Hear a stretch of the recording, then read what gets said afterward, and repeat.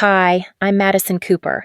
I'm a financial analyst working downtown Chicago, and honestly, I thought I had my life figured out. Good job, decent apartment, helping my family when they needed it. But that Thanksgiving dinner changed everything. Because that night, my own father looked me straight in the eye and screamed words that still ring in my ears. All you do is take. You've never given this family anything.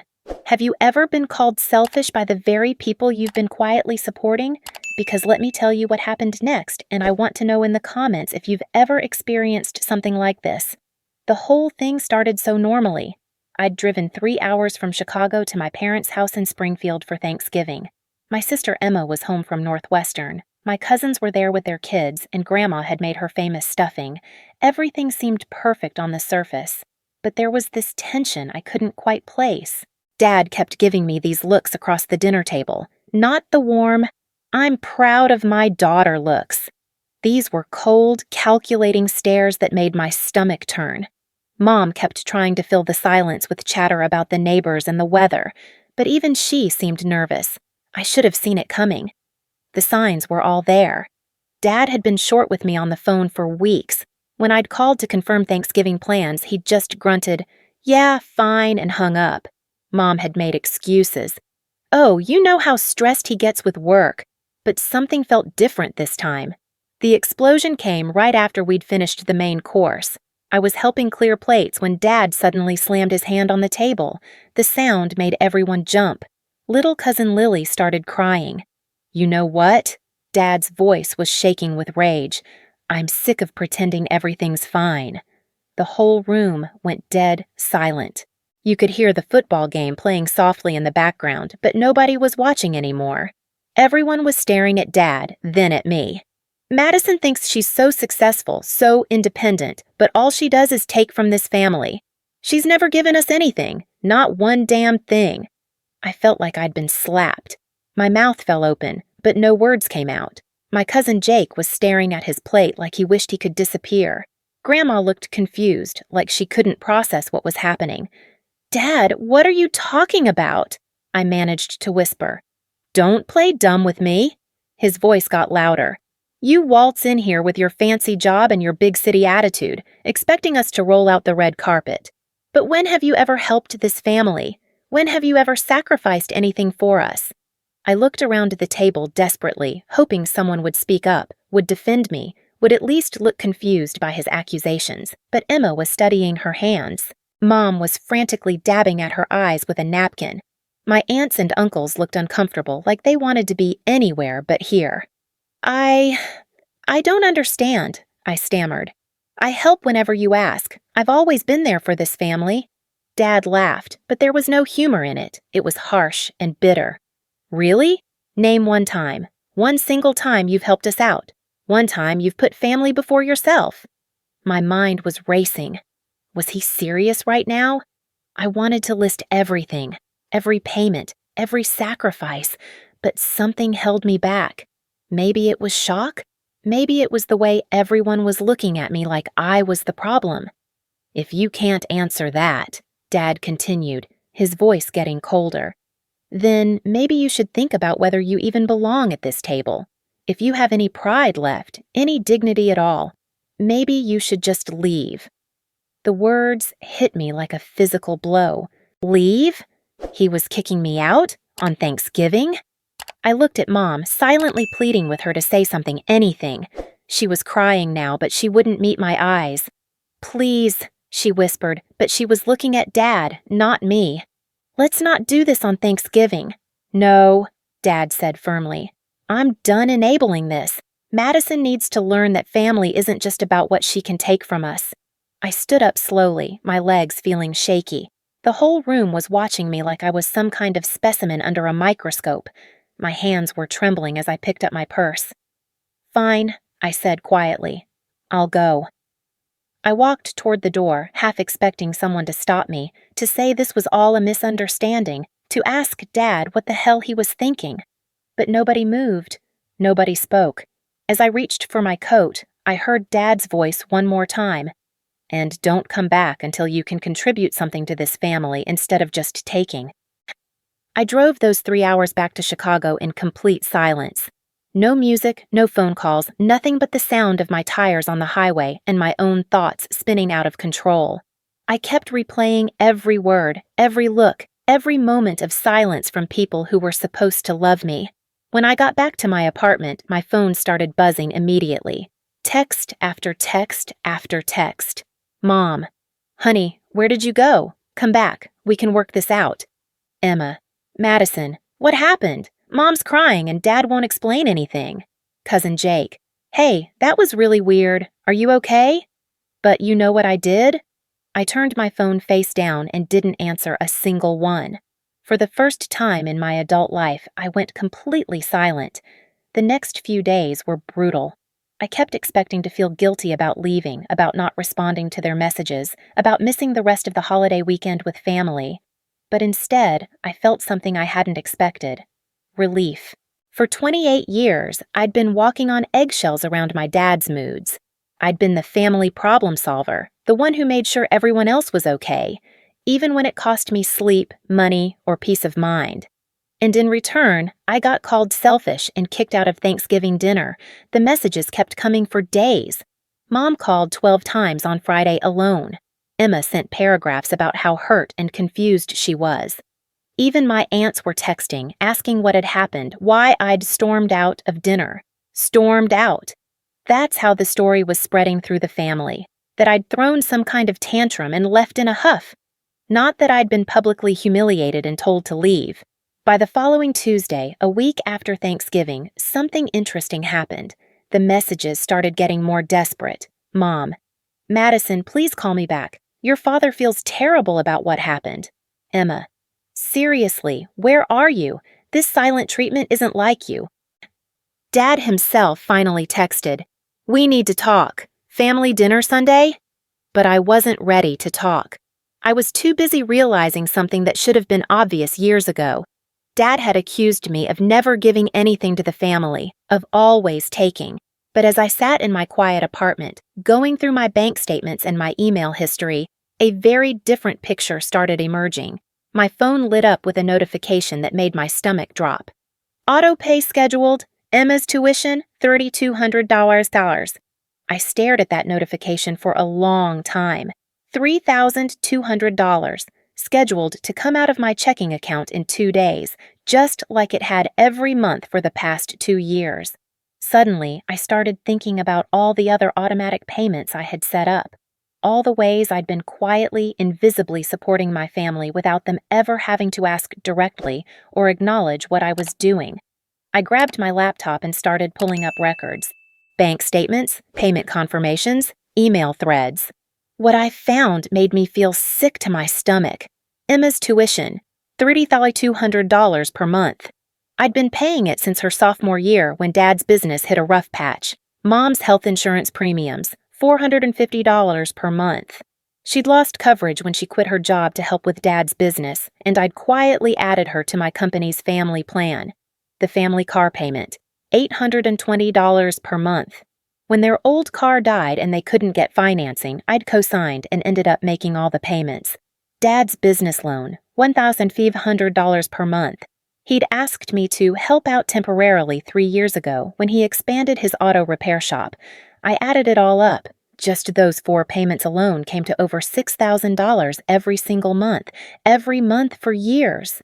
That didn't even count the emergency money I'd sent when appliances broke, or the Christmas gifts I bought for all the kids, or the times I'd paid for family vacations because it would mean so much to have everyone together. $6,000 every month for a family that saw me as someone who only takes and never gives. My phone buzzed again. Auto pay scheduled, Mom's insurance, $450 Blackwurst. Then another. Auto pay scheduled, car payment, $820 Blackwurst. And another. Auto pay scheduled, business loan, $1,500. I screenshot every single notification and saved them to a folder on my phone. Then I sat there in my living room, staring at those numbers, feeling something I'd never felt before. It wasn't anger exactly. It was clarity. For the first time in my adult life, I understood exactly what my relationship with my family really was. And I realized that Dad was right about one thing. It was time for me to stop taking. But what I was going to stop taking wasn't money or support from them. What I was going to stop taking was their disrespect. The phone notifications had become like clockwork in my life. Every few days, another payment would process automatically. I'd set them all up that way because it was easier than having awkward conversations about money every month. Easier than making my family feel bad about needing help. Easier than dealing with Dad's pride and Emma's guilt and Mom's anxiety about finances. But now, looking at those notifications with fresh eyes, they felt different. Each ping of my phone was like a little reminder of how invisible my contributions had been, how thoroughly they'd been forgotten or dismissed. I started screenshotting every payment notification that came through. Not because I planned to do anything with them immediately, but because I wanted to document the truth, the real truth about who was taking from whom in this family. Because the more I thought about it, the more I realized that Dad's explosion at Thanksgiving wasn't really about me being selfish. It was about something else entirely. Maybe he felt guilty about how much help they'd needed over the years. Maybe it was easier to rewrite history and paint me as the problem than to acknowledge how much I'd sacrificed for them. Or maybe he genuinely didn't remember. Maybe all those payments had become so routine, so automatic that they'd faded into background noise for him, out of sight, out of mind. But for me, they represented years of saying no to things I wanted, of working overtime to cover extra expenses, of quietly rearranging my entire financial life around my family's needs. And now I was starting to wonder what would happen if those payments just stopped. The screenshots were just the beginning. Over the next 2 weeks, I became obsessed with documenting everything. Every payment, every favor, every time I'd quietly stepped in to solve a family crisis without being asked to make a big deal about it. I pulled up my bank statements going back 6 years, as far as my online banking would let me access. What I found was staggering. The monthly payments I'd identified were just the tip of the iceberg. Emergency car repairs when Dad's shop was slow, $2,800 in March 2019. Emma's spring break trip that all her friends were going on, $1,200 in February 2020. New roof deposit when Mom called crying about leaks, $5,000 in June 2021. Dad's emergency room visit when he didn't have insurance coverage, $3,400 in August 2022. Emma's laptop for school, $1,800 in September 2022. Christmas presents for all the nieces and nephews because it would mean so much coming from their successful aunt. $2,100 in December 2022. The list went on and on. I opened a spreadsheet and started cataloging everything, cross-referencing with my email to remember the context. Each entry brought back memories I'd somehow forgotten, or maybe pushed aside. The frantic phone calls. "Madison, I hate to ask, but..." The promises that it was just temporary. The gratitude that lasted exactly until the next crisis hit. By the time I finished, the total made me physically nauseous. Over 6 years, I had given my family $187,000. $187,000. I stared at that number for a long time. That was more than most people make in 3 years. That was a down payment on a house. That was a new car and a European vacation and a full emergency fund and probably graduate school tuition too. That was the life I could have had if I'd been the selfish person my father claimed I was. My hands were shaking as I saved the spreadsheet. I titled it Family Contributions 2018-2024 and backed it up to 3 different cloud services. This wasn't just about hurt feelings anymore. This was evidence. The next morning, I had a routine appointment with my financial advisor. Linda Martinez had been helping me with investment planning for 2 years, and she always asked about my monthly expenses to make sure we were allocating my savings correctly. "So your fixed expenses are still around the same?" she asked, pulling up my file. "About $4,200 for rent, utilities, car, insurance, food?" "Actually," I said slowly, "I need to update you on something." I explained about the family payments. Not the emotional drama, just the financial facts. Linda's expression changed from professional interest to complete shock as I went through the list. "Madison," she said carefully, You're telling me you've been supporting 4 adults financially while also maintaining your own household? I guess when you put it like that, yes. And you've never claimed any of them as dependents on your taxes? I shook my head. That had never even occurred to me. Linda sat back in her chair, processing. Do you realize what this means for your financial picture? If we eliminated these payments, you could max out your 401k, build a 6-month emergency fund, and still have money left over for discretionary spending. She pulled up a calculator and started running numbers. Madison, with your income and without these family expenses, you could retire 5 years earlier. You could buy property. You could have the financial freedom most people only dream about. But they need help, I said automatically, the words feeling hollow even as I spoke them. Do they? Linda asked gently. Because from what you're telling me, your father owns a business. Your sister is in college, which means she's an adult capable of taking out student loans like everyone else. Your mother chose to quit her job. She leaned forward. I'm not saying family support is wrong, but Madison, you've been supporting people who are capable of supporting themselves, and they've made you feel guilty for having boundaries. After the appointment, I sat in my car in the parking lot for 20 minutes, crying. Not sad crying, angry crying, frustrated crying, the kind of crying that happens when you finally see clearly how badly you've been treating yourself. My phone rang. Emma. Madison, what the hell? Her voice was sharp, accusatory. Why aren't you answering anyone? Do you know how worried Mom is? I'm fine, I said flatly. Well, you don't sound fine. Look, I don't know what happened at Thanksgiving, but this silent treatment thing is really immature. Something inside me snapped. Immature? Yes, you're acting like a child. Dad said some things he didn't mean, and you're punishing the whole family for it. Emma, what exactly did Dad tell you happened at Thanksgiving? There was a pause. He said you guys got in a fight and you left early. That's what he said? That we got in a fight? Well, yeah. What else would I think? I realized then that Emma had no idea what had actually happened. She'd probably been in the kitchen or the bathroom when Dad exploded, and nobody had bothered to fill her in on the details. He told me I'd never given this family anything, I said quietly. He said I only take from you guys and never give back. He told me to leave if I had any pride left. Silence on the other end. Emma, did you hear me? That doesn't sound like Dad. It was exactly like Dad. It was Dad at his worst, but it was still Dad. More silence. Look, Emma said finally, maybe he was having a bad day. You know how stressed he gets about money and the business.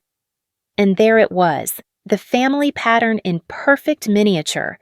Dad's behavior gets excused. My hurt feelings get minimized. And somehow, I'm supposed to be the one who fixes everything. I need to ask you something, I said. Do you know who pays your tuition? What do you mean? Dad does, obviously. Emma, your tuition is $3,200 a month. Dad's business barely covers his own expenses. Where do you think that money actually comes from? Another long pause. I never really thought about it. There's financial aid and... There's no financial aid, Emma. I've been paying your tuition for 2 years. I could hear her breathing change. What are you talking about? I'm talking about the fact that I've been quietly supporting this entire family while you all forgot I existed. I pay your school, Mom's insurance, the car payment, and Dad's business loan, every month, for years. That's impossible. I have bank statements, Emma. I have screenshots of every automatic payment. I have emails where Dad asked for help with the loan, and Mom asked me to add her to my insurance. The silence stretched so long I thought she'd hung up. Emma? I didn't know. Her voice was small now, confused. Nobody told me you were... Why didn't you say anything? Because every time I've ever brought up money, Dad gets angry and Mom gets anxious, and everyone acts like I'm being selfish for even mentioning it. But if you're paying for all that stuff, then why did Dad say... She trailed off, and I could practically hear her trying to reconcile these two versions of reality. I don't know why Dad said what he said, I told her. But I know what he said, and I know what's true, and those are two very different things. After I hung up, I felt something I hadn't experienced in years. Clarity. For the first time, someone in my family knew the truth. Not the whole truth, but enough of it. My phone started buzzing almost immediately, text after text from Emma. I called Mom. She confirmed about the insurance. Madison, I'm so sorry. Why didn't you tell me?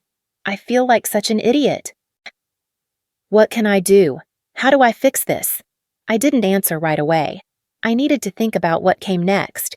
That night, I made a decision. I logged into my banking website and systematically canceled every automatic payment to my family. The tuition payment scheduled for next week, canceled. Mom's insurance, canceled. Car payment, canceled. Business loan, canceled.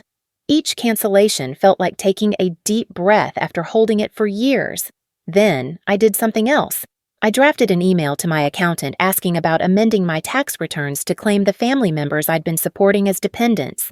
If I was going to be accused of taking from my family, I might as well take the tax deductions I was legally entitled to. The first sign that my strategy was working came 3 weeks later. My phone rang at 7:30 a.m. on a Tuesday. Emma, and she was crying. Madison, something's wrong with my student account. It says I have an outstanding balance, and if I don't pay by Friday, I'm going to be dropped from my classes. I felt a weird calm wash over me. This was it. The moment of truth. How much do you owe? I asked. $3,200, but that's impossible. My tuition is always paid automatically. Emma, I said gently, remember our conversation 3 weeks ago? Silence. The conversation where I told you I'd been paying your tuition? But I thought you meant like helping out sometimes, not the whole thing. The whole thing, Emma, every month. And I stopped. I could hear her panic escalating. You stopped? But I'm in my senior year. I graduate in May. And you can still graduate in May. You just need to figure out how to pay for it yourself, like most college students do. Madison, please. I can't get a loan this late in the semester. If I get dropped, I'll lose my whole semester. I'll have to start senior year over. The old Madison would have caved immediately. The old Madison would have been transferring money before Emma even finished explaining the problem. But the new Madison, the one who'd had 3 weeks to think about what being called selfish by people you're supporting actually means, had a different response. Emma, you're 21 years old. You're an adult. This is your education and your responsibility. You'll figure it out.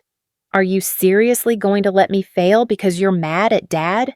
This isn't about being mad at Dad. This is about me finally stopping to take something I've been taking for too long. What are you talking about? I'm done taking disrespect from people I've been supporting.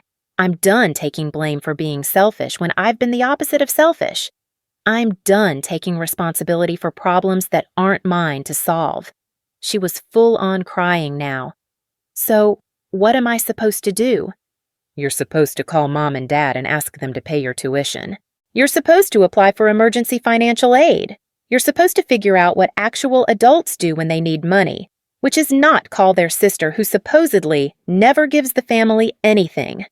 That afternoon, my phone exploded. Mom called 6 times in a row. When I finally answered, she was practically hyperventilating. Madison, Emma told me about her tuition. There must be some mistake. There's no mistake, Mom. But if you're not paying it, then who is? We thought it was covered by financial aid. It was covered by me for 2 years, just like your insurance is covered by me and the car payment and Dad's loan. I don't understand. Why would you do all that without telling us? The question was so absurd, I almost laughed. Mom, you literally asked me to add you to my insurance. Dad asked me to help with the loan. You all knew where the money was coming from. Well, yes, but we thought it was temporary. 2 years is temporary? We thought you wanted to help. I did want to help, but I also wanted basic respect and recognition for what I was doing. Instead, I got called selfish and kicked out of Thanksgiving dinner. Mom started crying. Your father feels terrible about that. He didn't mean it. Whether he meant it or not, he said it in front of the entire family, and instead of defending me, everyone just sat there. We were shocked. We didn't know what to do. Well, now you know what I'm going to do. That evening, Dad called. I stared at his name on my phone for a long time before answering. Madison. His voice was different, smaller. Hi, Dad. Your mother told me about the payments. What about them? I didn't realize how much you've been helping. You didn't realize, or you didn't want to think about it.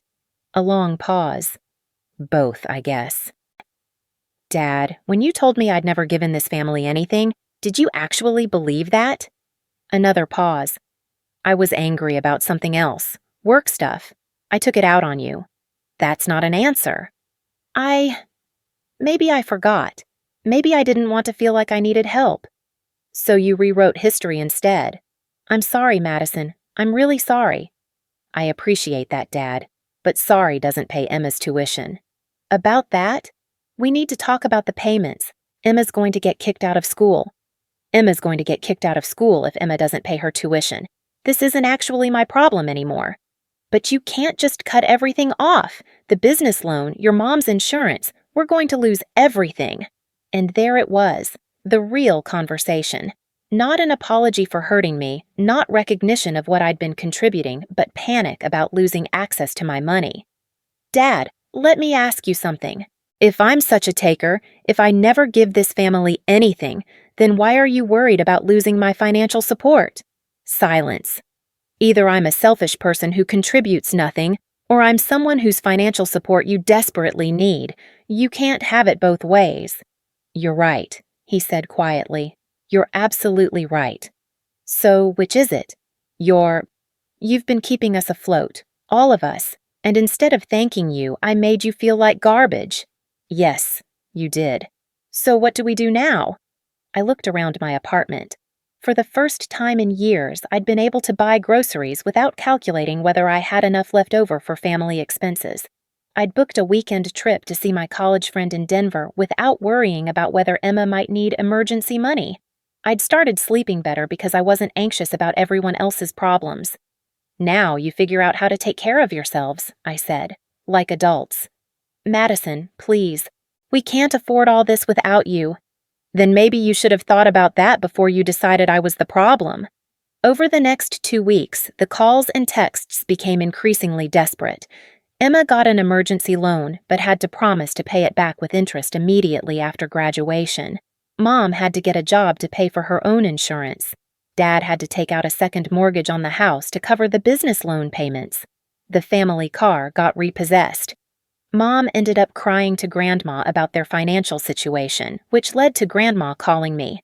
Madison, honey, I think there's been a misunderstanding. What kind of misunderstanding, Grandma? Your mother says you've been paying for everything, but your father said at Thanksgiving that you don't help the family at all. What do you think is more likely, Grandma? That I've been secretly paying for everything or that Dad was wrong? A pause.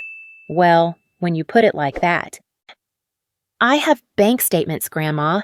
I have 6 years of records showing exactly how much I've contributed to this family. 6 years? $187,000. I heard her sharp intake of breath. Madison, that's more money than your grandfather and I spent on our first house. I know. And your father said you never give anything? He said I only take, that I'm selfish, that I should leave if I have any pride left. Grandma was quiet for a long time. That boy never did know when to keep his mouth shut.